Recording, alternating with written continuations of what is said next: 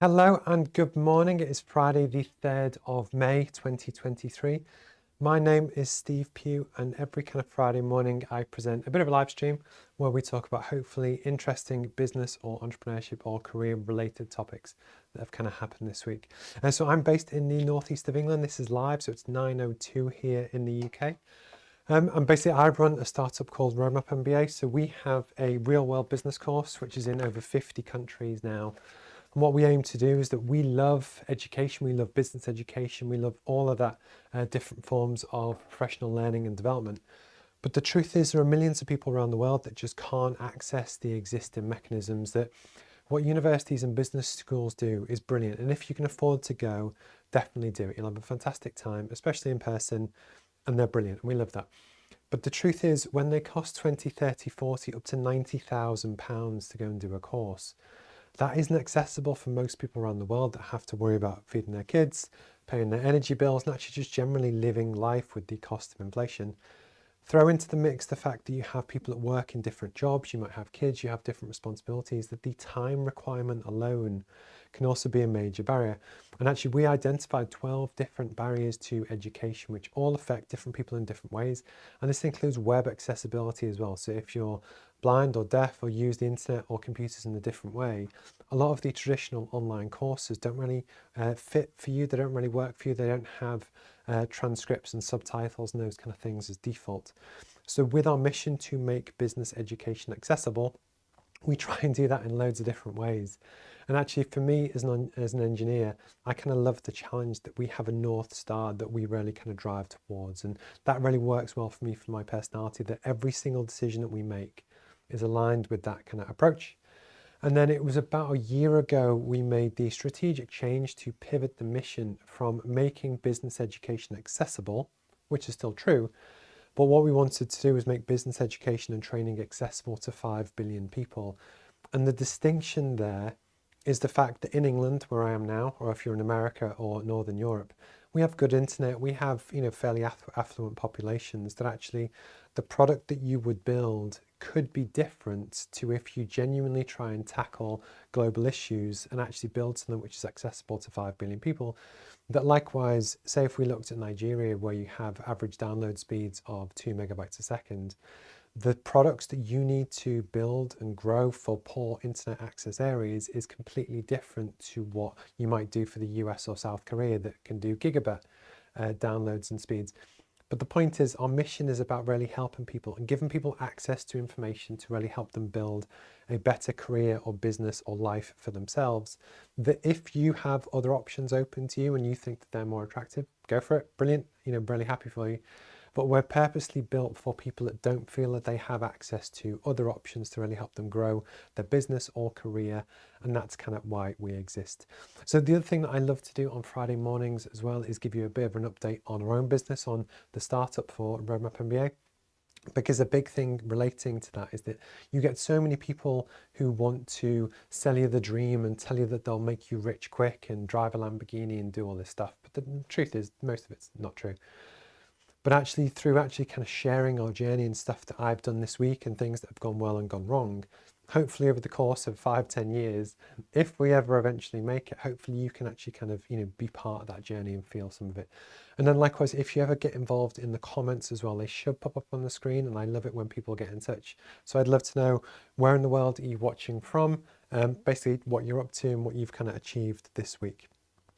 Often with most businesses, they're never built in a day. You never just do one thing and it magically builds a billion-dollar business. It's thousands or tens of thousands of small decisions and wins that actually build a business. It's like building a house. It's one brick at a time.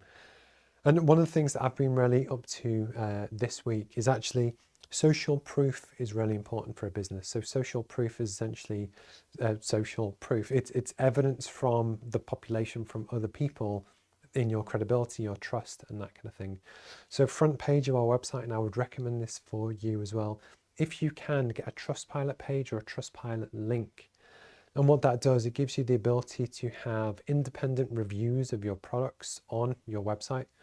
And actually, it's really important to help convince people that is this a brand I can trust? Is this a service I can trust? But also from a business owner point of view, it's a really great way to get feedback as well, and really just learn that yes, generally people are generally quite nice, but it's still a really useful thing to do. So thank you. And honestly, I reached out to a fair few people yesterday to actually ask if they could kindly give me a review for the books and things that I'd sent them.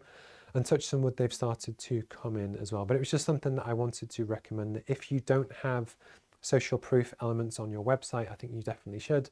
And they could also be in the form of client testimonials, logos, case studies, all of that kind of stuff. But it's really important for you to do so. Our Roadmap MBA app is now live, which is quite cool as well. So if you go into the Google Play Store or the Android, Android, whatever, or the Apple App Store, if you search for Roadmap MBA, you can go on, you can create an account and start to learn business education and skills today completely for free. There's no catches, there's no ads, there's no cross-selling, there's no anything. That was really important to me, that when we created a business, I have a map on my wall there, and the whole point was that anyone from anywhere in the world could learn and develop, regardless of their background or income. That 86% of the world's population have one of these. And basically what we wanted to do is create a platform where people can go on and learn to upskill and grow and develop.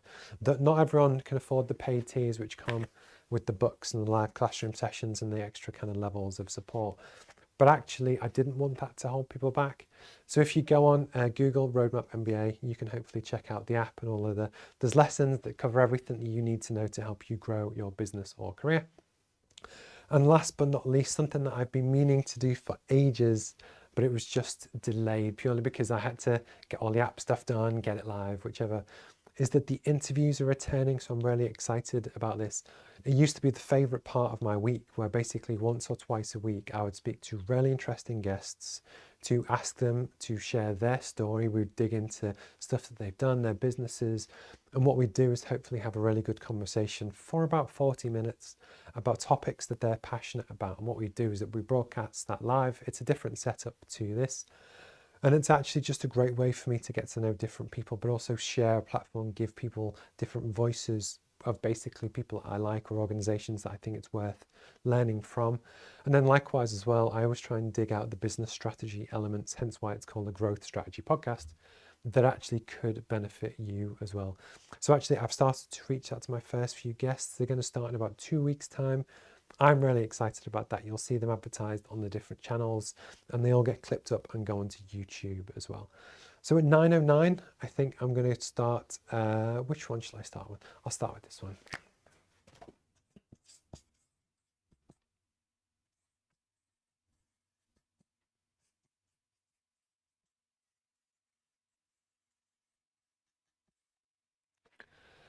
So this was actually inspired by a video that I watched this morning that was released 7 hours ago by Y Combinator. So that's the big San Francisco Bay Area startup accelerator that we've applied to.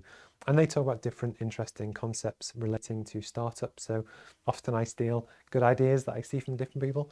And what they wanted to talk about was actually the importance of caring about the customer. So most businesses, by the fact that it's a business, have some form of product or service which they want to charge for in exchange for a good or a service. So someone gives you some money and you give them the pen or whatever it is that they've bought from you. But the truth is, most people when they start a business, or if they've been going for a while, it can easily become driven by the KPIs, the goals, the revenue targets, ship more, sell more, and basically that kind of thing. One of the things that I did a talk on a few weeks ago, which was the whole point of the small chair, is actually to always keep in mind the voice of the customer. So the world's best companies always keep in mind, and quite literally it's a management technique, where if you have a boardroom of people, you always keep one chair free for the customer. And the idea is that every decision you make or how your business operates, imagine that one of your customers was always in the room. And the reason why this is really important is that basically the decisions that you would make as a business and the things that you say behind closed doors would probably be different if you knew that a customer was there and they could hear what you're saying. And the truth is, businesses which actually genuinely care about the customers will develop better products, they will develop better relationships, and they will be more successful than people that don't. And actually, it's really important to almost keep that in mind, that if you're selfish in your decision making, that you just want to maximize profits and you don't really care about the needs of the customer, someone else, often a startup or smaller entity, will react quicker, react more, and actually do a better job to build that relationship. And hence your industry could get disrupted. In some ways, for the roadmap, this is exactly what we are looking to do. Don't get me wrong, I've been to university a few times. I love the process, I love what they do, and it changed my life. But the issue is the world has changed since I went to university 20 years ago, and now there are millions of people that can't access education and training, especially business education and training, that can change their life. That I am massively passionate about this because I know what it's like. I've been there, I have family in that position, that I've personal lived experience to know what it's like when you can't afford access to something that you desperately want. So the whole way and everything about our business is built around the customer, to really genuinely think, how can we build something which is better than everyone else? And the whole point is, if you care about the customer, it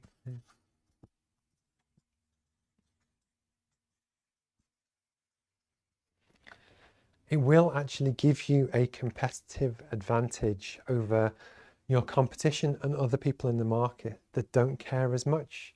And the more you can put yourselves in the shoes of the customer to live their lives, to understand their lived experience and what they want in terms of their products or services, genuinely, for a business strategy course, and what we're looking to do is to give you these advantages over the competition. This is a great way to do that. And the truth is, businesses which don't really care about their customers are more likely to fail. They're going to have less customer advocacy, they're going to have less recommendations. And actually, if you ever want to start a business and you maybe don't know what it is yet, if you can pick a topic that you're really passionate about and you actually want to make a change in the world, because hopefully that enthusiasm will actually show through in your products and services and communications and marketing and live streams and stuff, and it will genuinely make a big difference to your business. So it was just something I wanted to mention today. If you see this on YouTube or Twitter or any of the other platforms, please kind of like and subscribe on this channel. We cover business and entrepreneurship type content. My name's Steve Pugh, and check out roadmapmba.com as well.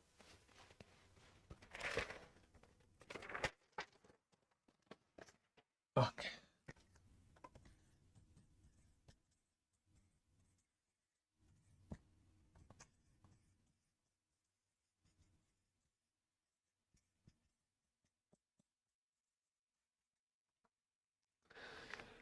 So a topic which is really important and actually relevant.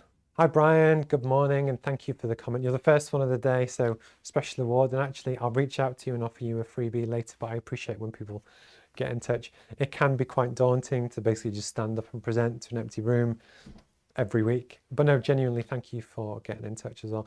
And one thing which I will laugh about, because I was talking about what actually happened this week, someone actually had seen some of the videos on YouTube, got in touch on the website and actually said that my writing wasn't, they couldn't read it, it was too scrawly. So I've actually tried to make a special effort this week to actually kind of, I guess, put more effort into the little tiny details. But no, thank you for getting in touch. I really kind of do appreciate it. So one of the big topics which a huge proportion of the world's population now are interested in is the potential to start a business. I believe it's over 60% of young people would at least consider starting a business at some point in their life. It's part of the reason why we exist, and it's also part of the reason why we're purposely building our brand aimed towards a Gen Z type audience, where actually the way that people communicate and the things that they want is fundamentally different to maybe what it was 50 years ago, with big brick universities, thick textbooks, and it was a different way to learn, and actually it's a completely kind of different market. But one of the big things that most people kind of consider, and this is very true for all different types of businesses, including my own, so I've lived experience of this, is that if you're in a job right now, you probably get a salary every month. And providing you don't mess up or get fired, you kind of know that you're going to get paid. So what often happens with a lot of people is that you have a budget for the month. So you might get paid £2,000 a month on your household bills, your car, your mortgage, your food. You might spend £1,500 a month. that essentially you have some money left over for savings or food or whichever. The numbers don't matter, but you get the point. When you start a business, there is often a large period where you don't make any money, because essentially you have to basically start something, create something from scratch and get to a point where you actually kind of, before you make any money. And what I wanted to do was talk through different ways that you can actually go through this process to try and make it as successful as possible, and also kind of talk about what I did. So if we talk about money over time, when you start a business, and almost I don't care what business it is, it will take time to start before it generates revenue. So realistically, what you should be looking at is something like that. This time between you actually start to make money or not will vary based on the difficulty and the size of the market that you're looking to enter. So if you wanted to start a car washing business, you could buy a bucket and a sponge, go to your local supermarket, advertise that you will clean people's cars for £4 each, which is a good price, but people will probably pay it. And actually you could probably start to make money straight away. But the issue is the amount of money that you can earn and the number of cars that you can wash is probably quite small. Versus if you wanted to start a car company, so you wanted to start the next Tesla, this period before you make money could be 10 years, easy. SpaceX, 50 years. But the idea is that depending on the type of business and the size of business that you want to launch, it is different.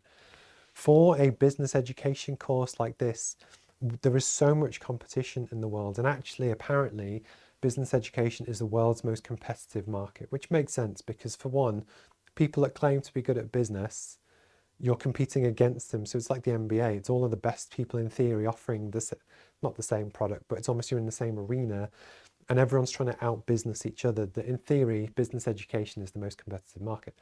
So combined with that, when you have long established institutions like Harvard that have been there for hundreds of years, a new challenger startup like ourselves, it's going to take a really long time to build the product so that it's good enough, build the infrastructure, the services, enough to build trust and do everything that I've kind of spoke about so far.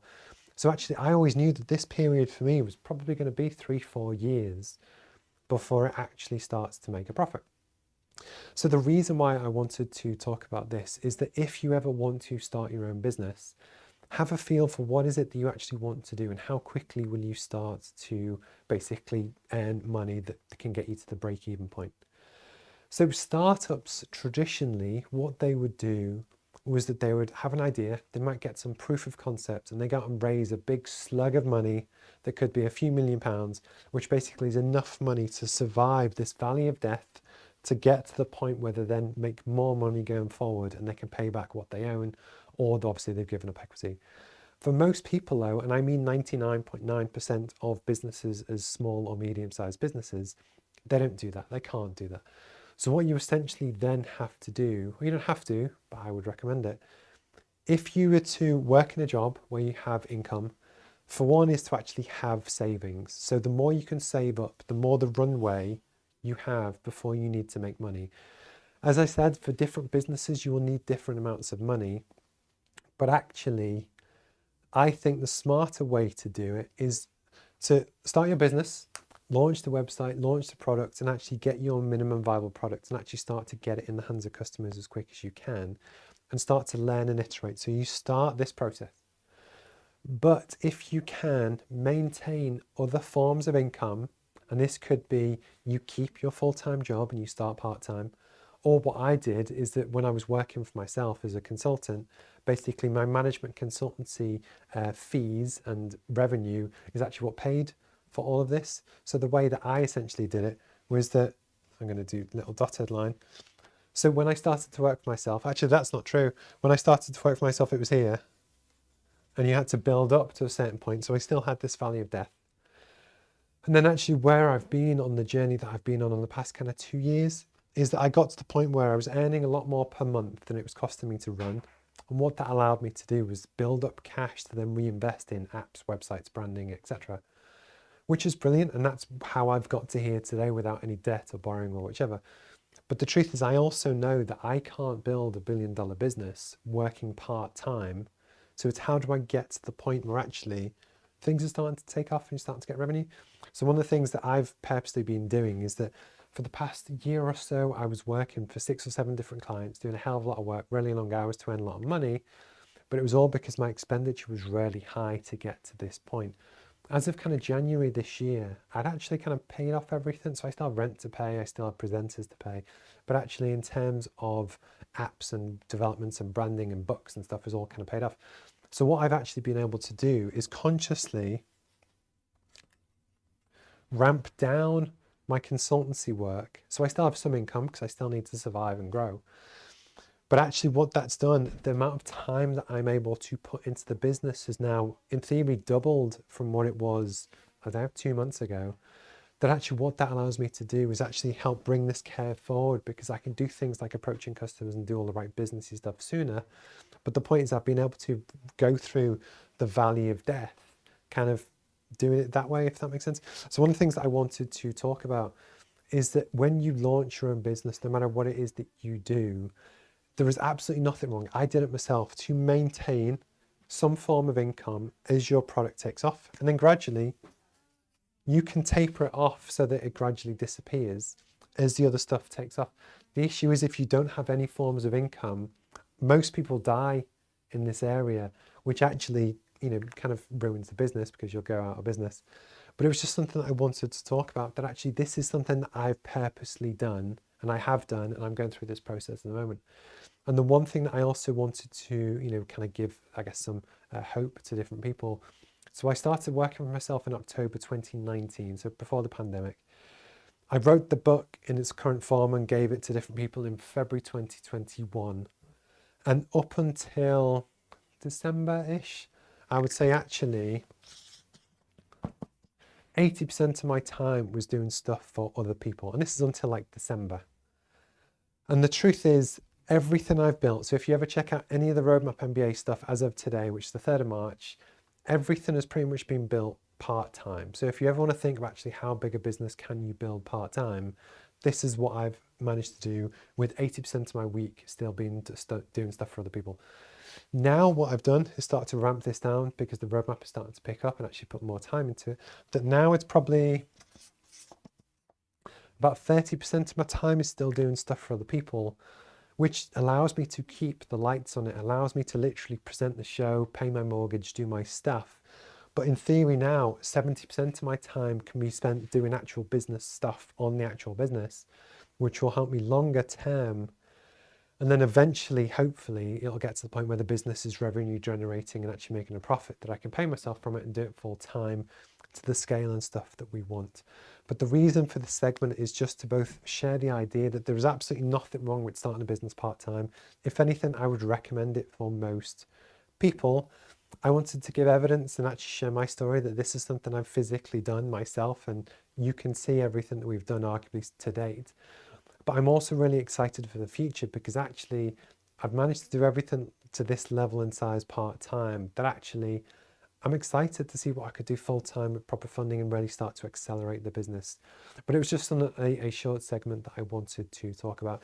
If you have any questions about things that I've done for my own business or how we got set up or anything, you can always email questions@roadmapmba.com or reach out on socials as well. And if you catch this on LinkedIn or YouTube or Instagram or Twitch or any of the other kind of platforms, feel free to reach out as well. So it's roadmapmba.com, and we've got an app and you can go on and learn business education and training completely for free. Okay.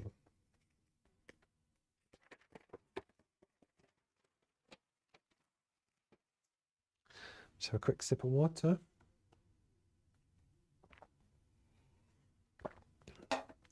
One of the things that was really important to me, actually I'm just going to move that chair out of the way, it's slightly in shot. There you go. See, the realities of hosting a live TV show on your own and doing all the production and presenting and stuff at the same time is, yeah, it's part of the joys, but I kind of enjoy it. But it's this journey that what I genuinely love is that when I do the live sessions with people and we work on different projects, we talk about real stuff that's affected real businesses this week, and we can kind of react to that kind of different thing. And for me, that's part of the authenticity, that this could easily all crash and burn in a few months' time or a few years' time. And I don't know what's going to happen tomorrow. But I actually quite like the journey of just being honest and sharing what we're doing and actually the different processes, but also trying to put it through a lens to give value at the same time. Hopefully that kind of comes across. But then relating to this, my next topic is actually to do with the process that we've been going through recently, which is actually to do with different presenters and actually what we're looking to do with the business.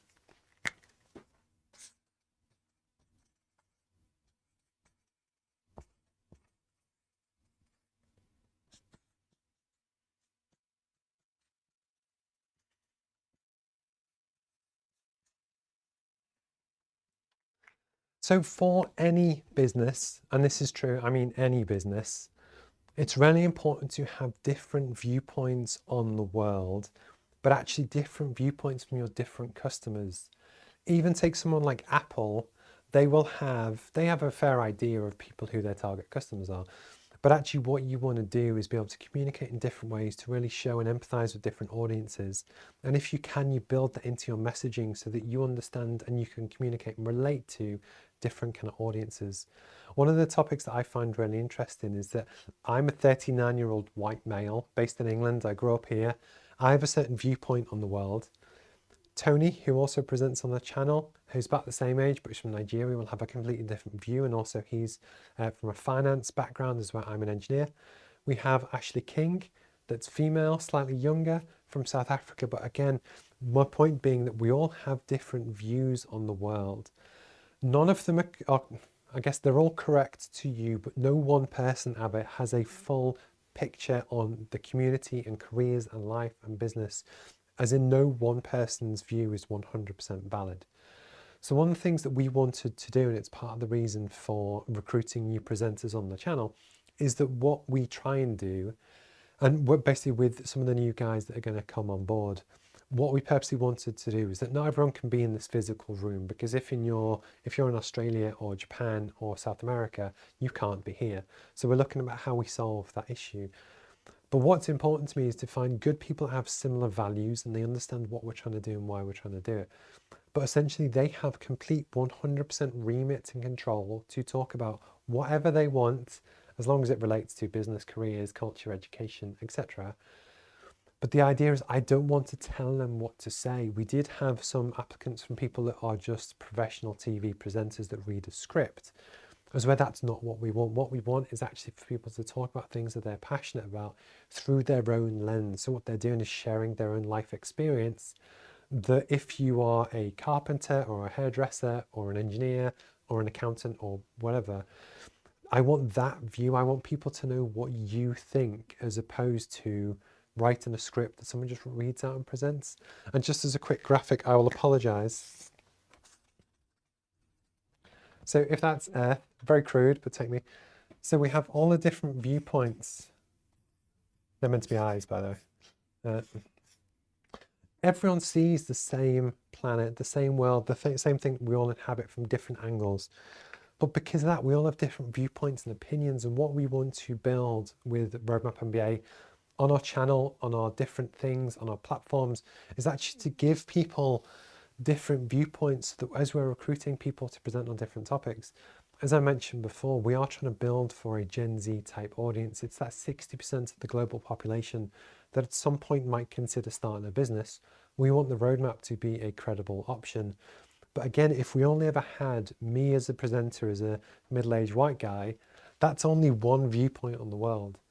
The truth is, we have 9 billion people, that actually everyone else has different viewpoints on the same planet that we all inhabit. And what we want to do is empower those voices, basically give them a platform to speak to the world. And actually also we've got some other stuff kind of planned to help get other people's voices as well. So relating to this, one thing that's quite interesting, which came from a conversation last night, is the types of content that we're looking to produce.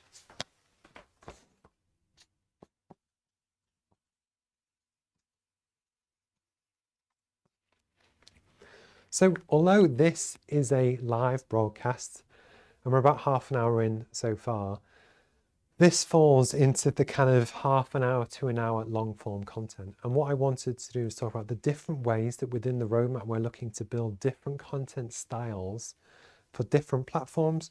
So you kind of have the the kind of 1 hour level.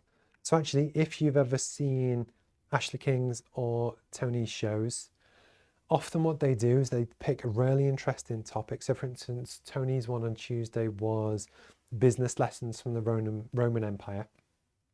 And my interpretation of what he does is that he'll present a show for give or take an hour on a really interesting topic, which hopefully is like quite a cool university lecture. So if you go to university, it's often a 50-minute lecture and someone talks to you on a topic and you hopefully learn something. Ashley kind of does something similar, where essentially it's to give value over a longer form kind of content. When I start to do the podcast interviews again, where we're looking to share other people's stories, when it's broadcast live, that kind of falls into this remit. But what we also do, and the way that I try and set up this show, is that although the live broadcast is in theory one block of 40 minutes or so, all of the different segments, so I pick 3 or 4 different segments, and each of them gets clipped up onto YouTube, which could be 8 to 10 minutes each.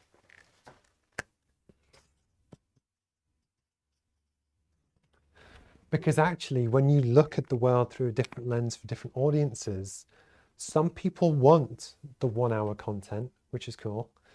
I know that when I watch stuff on YouTube, and I watch stuff on YouTube every day, if it's longer than like 15 minutes, I won't watch it, even if it looks quite interesting. So I kind of fall into the 8 to 10 minute category of, it's not short form content, but it's content which is short hair.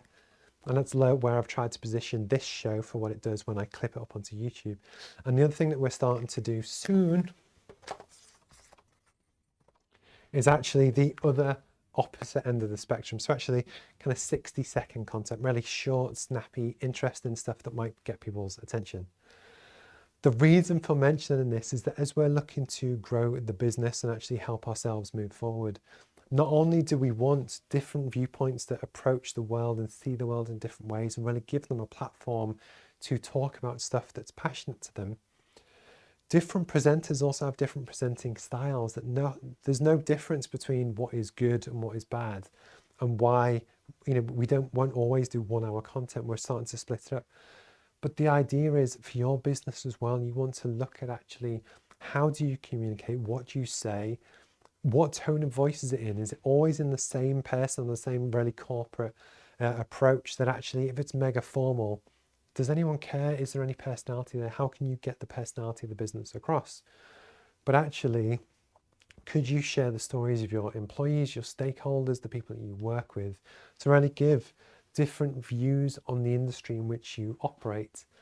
And also relating to that, if you create any content, because a lot of companies don't, which is the honest answer, what do you create and does that fit what the audience wants? That most people might do the occasional text post, maybe throw in a photo. Very few people do live streams or video because it's more difficult to do. But even within live streams or video, there's a big distinction between long 1 hour content, 30-minute content gets clipped up into 6-minute bits, and then also something which we need to get better at, which is your like YouTube shorts, TikTok 60-second stuff. But it was just something that I wanted to talk about, both to share the evolution of what we're looking to do at Roadmap, but also just to share the idea that it is something that you could talk about as well. So again, if you catch this on YouTube, please kind of like and subscribe. My name's Steve Pugh. If you check out roadmapmba.com, we've got a free business course trying to make business education and training accessible to 5 billion people. Cool, so at 9:35, I think I'm done. Watch out for the interviews, which are going to start again soon. Our live classroom drop-in sessions are still open 4 days a week. So this is for either people that have been gifted a course or the paid members. It's a live session with me 4 times a week where we walk through the course. We talk about different concepts, but the important thing is that we give you value to help you develop your business or career much quicker, that anyone can go or ask ChatGPT what a strategy is for how to do something in business. The challenge is how do you interpret that to then apply it to yourself? And in my day job as a management consultant, I'm actually quite good at that. And that's what we do as a drop-in session to give you access to come in and talk things through multiple times a week, which hopefully keeps you accountable, but actually really helps you make progress quicker as well. So we have the live classroom sessions 4 times a week. So UK times, this is 3 p.m. Tuesdays, 8 p.m. Tuesdays, 7 a.m. on Thursdays. and also midday Friday, so 12 in about 3 hours time. There'll be another one as well. Check out the interviews, check out the other live streams. If you're interested in working on your business or career education, or actually just helping to upskill, check out roadmapmba.com. We are a CPD certified course where basically you get a certificate and we do all this stuff to really help you grow or develop. And then with all of our paid memberships, you get 12 months access to me and all the materials and the textbooks and the carbon offset to really help you upskill and grow. And the beauty is that this can sit on your shelf for the rest of your career as a really good roadmap to help you make that next step as well. So thank you for your time. Have a wonderful weekend. I'm really looking forward to the weekend as well. Have a great rest of your day, and I'll speak to you soon. All right, cheers guys, bye-bye.